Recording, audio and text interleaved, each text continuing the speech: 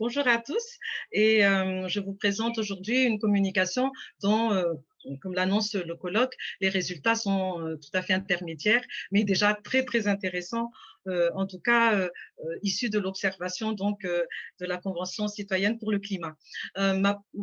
Mon principal objectif aujourd'hui pour cette communication, c'est de vous dire quel est l'intérêt d'étudier la Convention citoyenne pour le climat en termes d'institutionnalisation, au sens minimal du terme, ensemble de mesures incarnées dans une organisation, on pourrait le dire comme ça.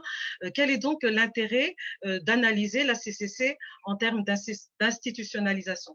La première chose qui me vient à l'esprit, c'est que c'est une institutionnalisation démocratique sortive, donc du tirage au sort rare et inédite de la démocratisation environnementale. C'est effectivement une création d'une assemblée citoyenne tirée au sort, qui est rare dans le cadre de la démocratie représentative contemporaine, et bien que cette question de tirage au sort soit fort ancienne, étudiée depuis longtemps.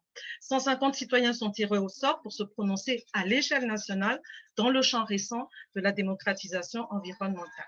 Ce qui est très intéressant, c'est que ce mandat est codécisionnel, en plus d'être délibératif et consultatif, comme c'est déjà assez pratiqué dans les années précédentes.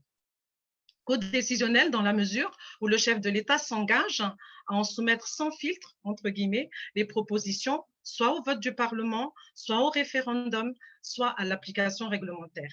Elle est aussi institutionnellement innovante dans sa dimension procédurale et substantielle. Elle est créée par mandat du président de la République et du gouvernement dès le 25 avril 2019, en dehors des corps constitués et des corps institués existants.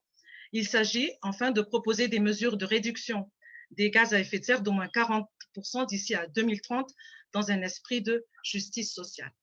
Le deuxième point qui me semble intéressant concernant la Convention citoyenne pour le climat se voit peut-être plus dans le répertoire d'institutionnalisation de la démocratisation environnementale en France. En effet, l'originalité de la CCC est qu'il s'agit d'une institution sortive, ad hoc, délibérative et participative de la codécision de l'action publique, avec de nouvelles interactions avec les autres institutions. En France, on peut dire que les questions environnementales structurent des controverses par la mobilisation des acteurs, que ce soit des activistes, des experts ou des institutionnels dans l'espace public. D'autre part, l'obligation d'information et de participation est inscrite dans l'article 7 de la Charte de l'environnement, incluse dans la Constitution depuis 2005. C'est la source juridique des droits des citoyens et de l'action institutionnelle.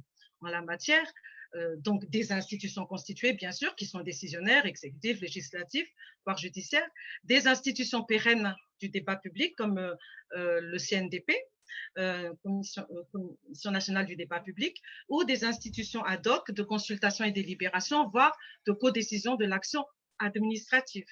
Le Conseil d'État, par exemple, parle dans ce dernier cas de démocratie administrative. Donc, dans ce répertoire, l'originalité de la CCC s'affirme. Troisième point intéressant aussi, c'est que la question du tirage au sort dans le contexte de crise environnementale et politique spécifique de création de la CCC se révèle. C'est dans cette perspective que la CCC est observée en termes de modalités, cette fois-ci de rationalisation de l'action publique dans un cadre démocratique et plus spécifiquement dans un contexte de crise. La démocratie sortive est une réponse à la crise radicale, disent certains, des Gilets jaunes déclenchée par l'action publique environnementale. La CCC s'inscrit ainsi dans une question plus large. Qu'est-ce que les institutions font de la question de la démocratie environnementale et que fait la question environnementale aux institutions démocratiques? Question déjà posée par le Conseil d'État en 2013. Mais elle précise, en ce qui me concerne dans ces recherches, que fait le tirage au sort des citoyens de la CCC à la démocratie environnementale dans ce contexte de crise. Je m'intéresse donc à la dimension aléatoire du politique face à l'incertitude tant politique que climatique ou sanitaire, en me posant la question, comment cette dimension aléatoire du politique, comment réduit-elle ou non les stratégies des acteurs? À ce stade, le focus de la recherche est plus sur la procédure que la substance, à partir de l'observation du fonctionnement et de la fabrique des propositions de la CCC. En quoi et comment ce procédé sortif participe-t-il du processus de sortie des crises des Gilets jaunes? J'ai beaucoup d'autres questions, je vous l'ai dit ainsi, mais je ne pourrai évidemment pas les traiter toutes. En quoi et comment ce procédé sortif participe-t-il du processus de sortie de crise des Gilets jaunes, de réduction du risque climatique, de sortie de crise économique liée à la pandémie, telle que la CCC a voulu la positionner aussi, de celui de la crise de la représentation, comme nous le dit donc plusieurs analystes et chercheurs depuis plusieurs années. La méthodologie que j'ai choisie pour l'instant est l'analyse politique comparée dans un cadre évidemment conceptuel général sur la démocratie sortive, pensant aux travaux de Delannoy et Dollen de 2010 ou plus récemment de Delannoy en 2019, de Van Damme en comparant la démocratie électorale et la démocratie sortive, donc en 2018, ou encore la comparaison entre la démocratie électorale et la démocratie radicale de Cervera, Marzal et Bibichon en 2013. Je complète ce cadre conceptuel spécifique sur l'institutionnalisation de la participation politique citoyenne environnementale, ainsi que concernant le débat critique sur les stratégies de rationalisation de l'action publique, le tout dans un contexte de crise. Cela me permet, j'espère, de développer donc l'observation, l'analyse avec l'observation de la CCC, donc en ayant une approche particulière sur les questions environnementales telles que ça a été donc déjà expérimenté dans les territoires ultramarins. En effet, les Assises des Outre-mer en 2018, par exemple, ont déjà produit le livre bleu Outre-mer dans un processus, un processus consultatif et délibératif. Les conférences citoyennes régionales ont été aussi expérimentées, mises en œuvre en Martinique et à La Réunion en 2019 dans le cadre du grand débat national. Mais il y a des expérimentations plus spécifiques aux ultramarins. Donc, par exemple, les 50 citoyens tirés au sort en 2018, à l'issue toujours du mouvement des Gilets jaunes, à l'Observatoire des prix, des revenus et des marges de La Réunion, ou encore le Conseil citoyen régional, 50 citoyens tirés au sort en 2019 à la région Réunion. Et enfin, actuellement en cours, la consultation du CNDP sur le projet d'aménagement NÉO de la région Réunion et de ses partenaires, qui est la deuxième plus importante demande de débat consultatif de la France entière. Donc, il y a de quoi travailler sur l'analyse comparée. Évidemment, ce travail ne fait que commencer, mais l'approche méthodologique me semble-t-il, pourrait être très riche. Cinquième point que j'ai trouvé extrêmement intéressant déjà en termes de résultats de recherche, intermédiaire bien sûr, et je vous en dirai un autre point par la suite. Donc ce point-ci concerne, en mettant en œuvre cette méthodologie que je viens de vous présenter très brièvement, donc des résultats de recherche sur les interactions entre injustice épistémique et CCC sortive. Le mouvement social des Gilets jaunes, déclenché par la hausse de la taxe environnementale sur les carburants, a entraîné protestation, revendication, mais aussi contestation politique et crise. Donc, ça n'est pas strictement un mouvement social, mais il a une dimension politique et christique très flagrante. L'analyse en révèle un paradoxe de double injustice épistémique, en fait. D'un côté, la parole des acteurs des mouvements sociaux devient brouhaha et peu considérée tout au long de ce mouvement. De l'autre côté, la parole présidentielle et la parole publique deviennent progressivement inaudibles, quasiment inaudibles. L'espace public lui-même, l'espace public politique ne se configure pas en débat pour une dynamique délibérative ou consultative. Voilà donc le contexte et la dynamique de la situation en 2018-2019. Il y a un vrai problème de légitimité et de performativité de l'action publique, de l'exercice du pouvoir, ainsi que du langage face aux réalités et aux décisions. Il y a donc par la suite une mise en communication de la parole présidentielle et de la parole citoyenne par le dispositif du grand débat national et de son rejet ou de la participation que l'on peut y constater. Il y a une sorte de parole de légitimation et de délégitimation de la part des différents acteurs, mais aussi une sorte de double légitimation ou relégitimation de celui qui parle vis-à-vis des citoyens dans leur ensemble ou vis-à-vis de ses propres partisans. On retrouve donc une forme de performativité opérationnelle de la parole présidentielle d'un côté et de la force de proposition citoyenne Gilets jaunes de l'autre, avec certains espaces publics politiques qui se configurent de façon éphémère, mais de façon aussi à avoir des impacts conséquents donc, sur le processus de sortie de crise. À l'issue cette séquence, si on peut dire ça comme ça, il y a l'annonce de la création de la Convention citoyenne pour le climat et de la mise en œuvre du tirage au sort de ses membres pour un mandat de codécision de l'action publique environnementale sur les gaz à effet de serre. Ce que l'on constate, c'est qu'il y a alors un design d'un nouvel espace décisionnel, procédural certes, substantiel mais dissocié de la contestation politique, qu'elle soit environnementale ou pas, politique certainement, mais circonscrit. La parole présidentielle crée et se soumet aux propositions de la CCC pour les soumettre au processus législatif ou référendaire et pour certaines mesures à l'application réglementaire sans filtre, mais avec joker. Évitez donc tout ce que les inconvénients que la crise ou la quasi-absence d'échange ou de délibération donc au plus fort de la crise des Gilets jaunes. Éviter aussi une autre séquence de la CCC nous montre autre chose. C'est au sujet de cette question de l'injustice épistémique, c'est au moment de la crise sanitaire du Covid-19 et que les sessions de la CCC ont été donc différées, reportées en raison des contraintes sanitaires. Et on a constaté, donc, on a pu observer que la CCC a souhaité éviter l'injustice épistémique à ce moment-là, créée par cette crise sanitaire inattendue du Covid-19. Et la session 6 bis a été organisée avec comme output donc une lettre au président de la République et au Premier ministre pour proposer donc une contribution à la sortie de crise et éviter que les urgences ou les priorités ou les mesures tout simplement environnementales soient abandonnées ou reléguées dans le contexte de cette crise et des objectifs de sortie de crise sanitaire et économique. Le sixième point que j'aimerais vous partager avant de conclure, c'est qu'il y a une chose très intéressante, ce sont les paradoxes de la neutralisation sortie. Alors, on dit toujours que les avantages épistémiques du tirage au sort par rapport à l'élection, c'est l'égale probabilité d'accès aux charges politiques et la neutralité des procédures et des résultats. On sait comment les membres de la CCC ont été tirés au sort sur liste téléphonique et leur acceptation avec les modalités que certains chercheurs ont étudié de plus avant, plus approfondi, plus détaillé.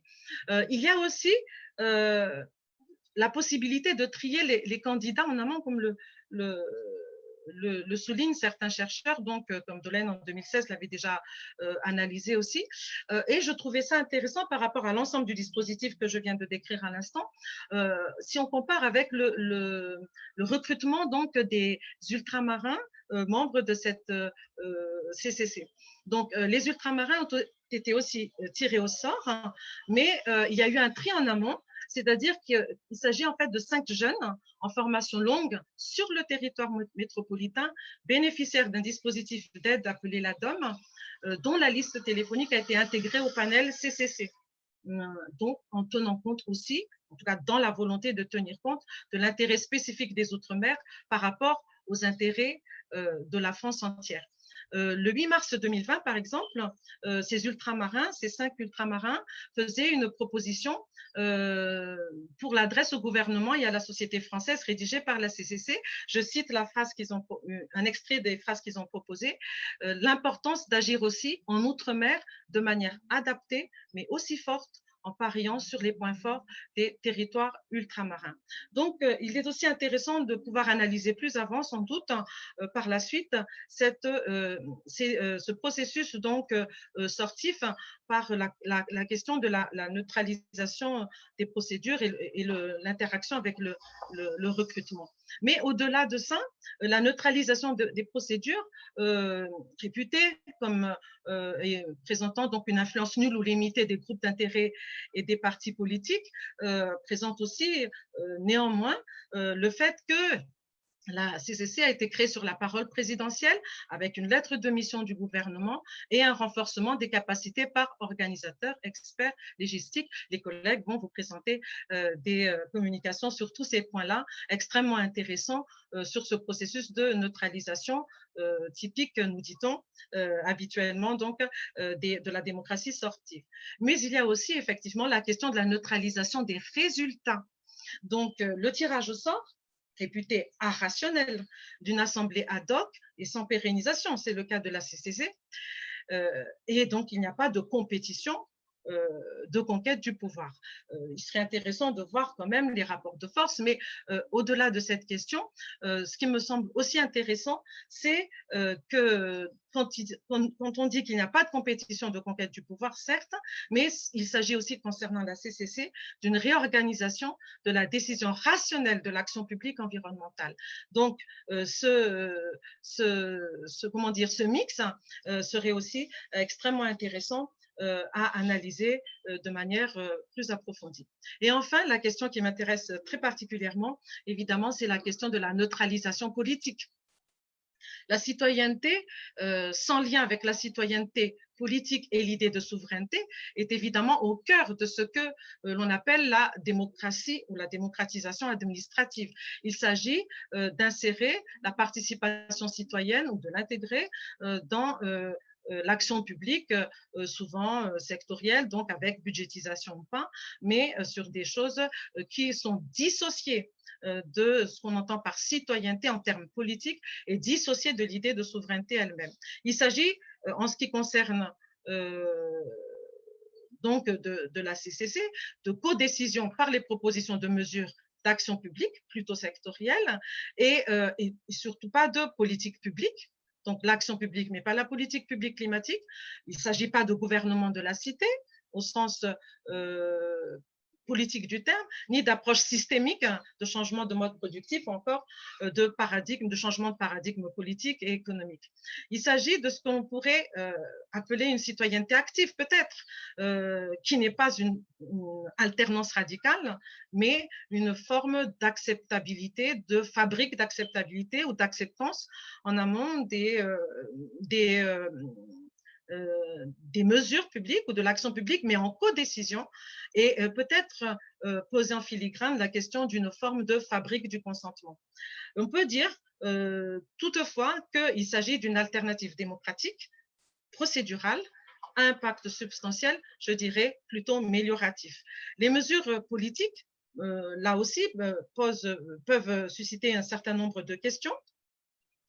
Ces mesures politiques sont quand même présentes à certains égards, donc dans les propositions de la Convention citoyenne pour le climat, en termes de propositions de révision de la Constitution, par exemple, ou de pénalisation de l'écocide, qui a été rejeté donc par le président de la République. Autre exemple intéressant de ce point de vue-là. Et enfin, on peut relever qu'en termes de déclaration, la CCC a aussi fait des déclarations à dimension politique. Je pense par exemple aux déclarations sur les arbitrages de sortie de crise, ou encore la conclusion du rapport de la CCC, donc son rapport de proposition de résultats, qui se termine par l'expression de la volonté de construction d'une société future. Pour conclure, je dirais donc, je me pose la question, en fait, non résolue pour l'instant, dans quelle mesure le processus d'institutionnalisation démocratique environnementale par le procédé de la démocratie sortive favorise-t-il ou non plus de justice sociale, au sens de Douglas North, je dirais, c'est-à-dire d'ouverture des ordres sociaux, sens, CENS, ou sens, SENS, caché, des questions environnementales et de vie chère, telles que l'ont révélé en tout cas les mouvements sociaux et politiques de 2018 et 2019. Ce projet de recherche d'analyser la CCC en termes d'institutionnalisation sera poursuivie au laboratoire de recherche sur les espaces créoles et francophones de l'Université de La Réunion, ainsi qu'au CEVIPOF, CNRS, Sciences Po, où je travaille donc en tant que politiste. Je vous remercie beaucoup et je suis là pour vos questions. Alors, donc, il y avait déjà juste une petite question qui est un peu, qui n'est pas vraiment au cœur de ta présentation, mais qui est quand même assez importante. C'est une personne qui demandait comment les chercheurs ont fait pour éviter que l'observation ait un impact sur le déroulement des débats. Donc, ça qu'on peut commencer par ça, et puis ensuite je réponds tout de suite. Je réponds tout de suite? Oui, oui. Oui. D'accord. En ce qui me concerne personnellement, j'ai respecté les consignes qui avaient été données de ne pas avoir d'interaction avec les membres de la Convention citoyenne pour le climat, si ce n'est celles qui sont organisées, donc qui sont régulées avec des consignes très explicites, donc dans le cadre de cette observation. Donc déjà, ça a été la première règle que je me suis imposée. La deuxième règle, en ce qui concerne les entretiens, nous avons un protocole, tout le collectif de chercheurs l'a respecté, il me semble. Nous avons un protocole donc de demande d'entretien et de suivi d'entretien, donc avec des formulaires à remplir, avec une prise de contact codifiée, si on peut dire ça comme ça, et qui permet donc, dans les respects déontologiques de notre métier, hein, que tout le monde a déjà expérimenté dans son travail, de mener donc ce type d'entretien. Nous sommes dans ce collectif aussi, pendant tout le temps des sessions, nous nous sommes entendus pour ne pas nous exprimer ou publier sur le travail que nous faisons donc d'observation. Et voilà quelques exemples pour vous donner une idée de comment nous avons évité, ou en tout cas minimiser autant que faire se peut, cette observation qui, à certains égards, est quand même une observation participante. Voilà. Alors ensuite, j'ai une autre question qui a été posée par un participant. C'est comment expliquer que les territoires ultramarins aient saisi de manière aussi fluide et évidente l'outil démocratique qu'est la CCC? Pensez-vous que l'échelon régional est pertinent pour la bonne application de cette démocratie sortive? Cela n'a pas été sans débat. Les ultramarins, depuis quelques années, voire décennies maintenant, sont coutumiers, si on peut dire, ou habitués à des processus de délibération et de consultation sur les projets donc, des territoires. Et comme je vous citais en exemple quelques-uns tout à l'heure, je pense donc au dispositif des assises de l'outre-mer ou dans les projets de loi aussi, hein. Par exemple, dans le cas du projet de loi sur l'égalité réelle, concernant les outre-mer. Donc, il y a eu tout un processus en amont pour arriver jusque-là, malheureusement. Donc, cette loi n'a pas eu l'envergure d'application qu'on aurait pu espérer. Mais ce qui explique pourquoi les territoires ultramarins s'intéressent de près à la démarche de la Convention citoyenne pour le climat. Les membres ultramarins qui ont été recrutés, il se trouve que vu la façon dont le tirage au sort a été fait, ce sont des jeunes qui se sont très impliqués, on peut le dire, hein, on le voit tout au long des débats, qui ont pris souvent la parole, qui se sont impliqués dans les groupes de travail et qui ont découvert aussi de ne pas être uniquement dans une identité politique de l'outre-mer ou d'ultramarin, mais d'être dans un engagement citoyen de la France entière, de Français pour la France entière. La question territoriale, du coup, se pose de façon claire, puisque pour les ultramarins, ils ont vraiment défendu les 5, hein, ils ont vraiment défendu les spécificités nécessaires aux territoires ultramarins qui n'ont pas forcément les mêmes intérêts, en tout cas environnementaux, que la France entière dans certains cas, mais ils se sont beaucoup intégrés, beaucoup impliqués aussi dans des questions qui n'avaient pas de spécificité particulière ultramarine. Et ils ont expérimenté donc cette convention citoyenne en termes de de Français participant à une convention citoyenne à l'échelle nationale de la France. Et je crois que pour eux, cette dimension-là était aussi très gratifiante dans le sens où il y avait la possibilité concrète citoyenne et en sachant que c'était co-décisionnel, comme je le disais tout à l'heure, et non pas seulement consultatif, d'être là en tant que citoyen français dans un processus d'institutionnalisation donc de la démocratie environnementale en France. Alors ensuite, donc j'aimerais peut-être poser deux autres questions. Une première qui serait une comparaison entre le processus d'institutionnalisation entre la CCC et les autres assemblées dont tu as parlé. Ça, ce serait ma première question. Et ma deuxième question, ça reviendrait à ce dont tu parles à la fin, qui a tes pistes de recherche. Donc, en fait, tu dis qu'un des sujets qui va t'intéresser, c'est de savoir si ce processus de tirage au sort débouche sur une augmentation, un niveau de justice sociale qui serait plus élevé, une meilleure justice sociale. Et j'aimerais savoir quelles sont tes hypothèses de recherche sur ce sujet-là. Donc, la première, c'est la comparaison entre la CCC et les autres sur l'institutionnalisation, et l'autre, c'est les pistes de recherche par rapport au lien entre tirage au sort et justice. Je rappelle que le mandat de la CCC comporte donc la justice sociale. La comparaison, par exemple, avec les 50 citoyens tirés au sort qui sont devenus membres associés de l'Observatoire des prix, des marges et des revenus de la Réunion, l'OPMR, est assez intéressante par rapport à cette question. Pourquoi? Parce que en fait, l'OPMR est un observatoire. Donc, du coup, le mandat de toute façon des membres de l'OPMR est un mandat d'observation. Ce n'est pas un mandat de codécision, quoi qu'il en soit.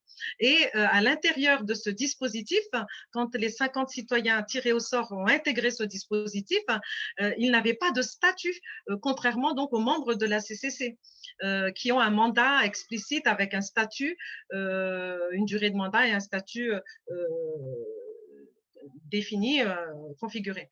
Ici, dans le cas de l'OPMR, ce statut n'est écrit nulle part, il reste tacite, si je peux, est-ce que je peux dire ça? Là, je mets vraiment avec des points d'interrogation. C'est une des questions. Donc, une des revendications des membres, des 50, comme ils s'appellent eux-mêmes, a été pendant très longtemps donc l'obtention d'un statut. Donc, parce que du coup, par exemple, ils n'ont pas le droit de vote, même si c'est une assemblée consultative d'observation, ils ne peuvent pas voter dans cet observatoire. Ce qui a conduit l'observatoire lui-même, d'où la question que nous posions au début de cette communication, ce qui a conduit l'observatoire lui-même à éviter les votes, pour éviter d'exclure les 50 citoyens. Donc, on se retrouve dans ce paradoxe où, depuis que les 50 citoyens les 50 sont là, on vote de moins en moins donc à l'observatoire, à l'OPMR. Ça n'empêche pas évidemment d'avancer dans le travail d'observation, mais par d'autres moyens de consensus implicite, explicite, tacite, de consultation, etc. Donc, c'est intéressant donc de voir malgré cela, combien et comment ces 50 au sein de l'OPMR ont continué à défendre ce qui a fait les raisons en fait de leur engagement sur tirage au sort, certes, mais par acceptation aussi, de leur engagement dans cette institution. C'est toujours ce thème de la vie chère, du pouvoir d'achat et donc de la justice sociale avant toute chose, en premier thème prioritaire de tout, et qui soulève à chaque fois dans les réunions donc plénières ou dans les apartés ou dans toutes les organisations de travail qu'ils ont mises en place donc en dehors des plénières de l'OPMR.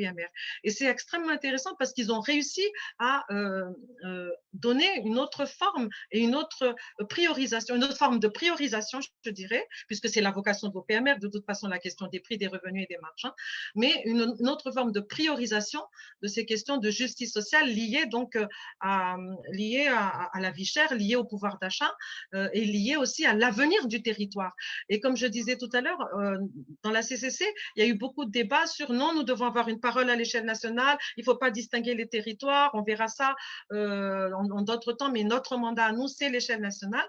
Là, on voit bien que la question des territoires est revenue à titre d'exemple, à titre aussi d'impact dans les discussions de la CCC, mais elle est omniprésente évidemment puisque à l'OPMR, puisque c'est la vocation de l'OPMR. Et donc la question du projet territorial et de comment défendre cette justice sociale est aussi une source de légitimation pour ses membres, pour les 50 tirés au sort, puisqu'ils n'ont pas de légitimation statutaire, ils ont juste la parole ministérielle et ou présidentielle, puisqu'ils l'ont évoqué aussi avec Emmanuel Macron quand il est venu en visite en octobre 2019 à La Réunion, en lui réclamant ce statut qu'ils n'ont toujours pas obtenu à ce jour. Et donc, pour eux, maintenir cette comment dire, cette revendication, certes, mais de la traduire en termes d'actions concrètes recommandées, en tout cas par l'Observatoire de La Réunion, aux différents acteurs et pas seulement à l'acteur public, aux différents acteurs donc de la société réunionnaise, aux différents acteurs du territoire, y compris les acteurs extraterritoriaux comme la grande distribution, pour vous donner un exemple, ou la filière des carburants. Donc voilà pour vous donner une idée très concrète de ce qui se passe au niveau de l'OPMR. Pour donner juste très rapidement une autre perspective, c'est le Conseil citoyen régional que la région Réunion a créé en prenant donc appui sur le découpage communal de la Réunion et en faisant un recrutement tirage au sort basé aussi sur un découpage en amont, donc par commune. Alors, beaucoup se sont demandé si ça avait des visées donc électorales ou pas.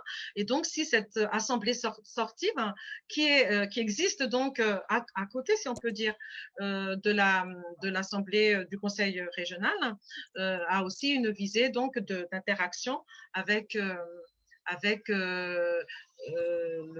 la vie politique municipale. Et comme ça s'est passé Merci beaucoup. dans l'année des municipales, on peut se poser la question de cette façon avec cet exemple.